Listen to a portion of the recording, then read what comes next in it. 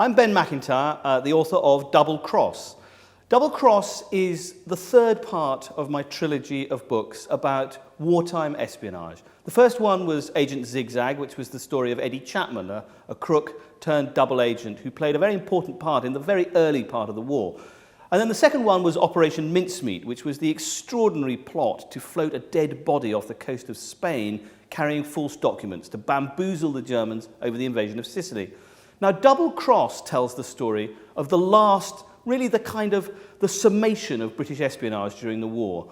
Double Cross was the name of a group of spies who were the architects of the great D-Day deception, the fantastically complicated and brilliantly executed plot to fool the Germans into thinking that instead of landing in Normandy, the thousands of troops massed in Britain were aiming for Calais.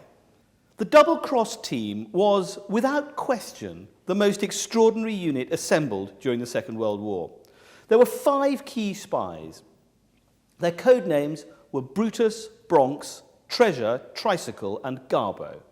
2 were women, 3 were men.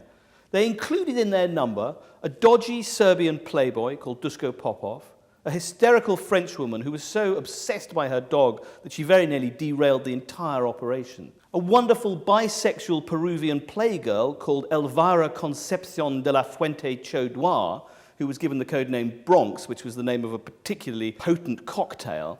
And then perhaps the 2 most important spies of all were Brutus and Garbo. Brutus was an ultra-nationalist Polish fighter pilot, and Garbo was a former Spanish chicken farmer with a wild imagination who ended up creating a network of 27 entirely fake agents. The story of these 5 spies interweave and finally come together on D-Day, when together they mount what was without doubt the most elaborate deception of the war. The task of these 5 oddballs was, under MI5's guidance, to feed the Germans such a plethora of misinformation that they would believe the attack was coming in Calais. Their story would have been impossible to tell, and indeed the spies themselves never expected their stories to be told.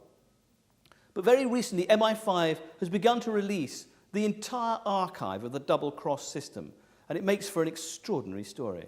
Eisenhower had said to the deceivers, "Keep the 15th Army, the mighty 15th Army around Calais, out of my hair for 24 hours. In fact, the 5 D-Day spies succeeded in doing far more than that. They managed to bottle up huge numbers of German forces away from the main battlefield for weeks after D-Day.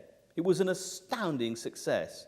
Even Kim Philby, who was then working in MI6, described it as the most successful deception operation of all time."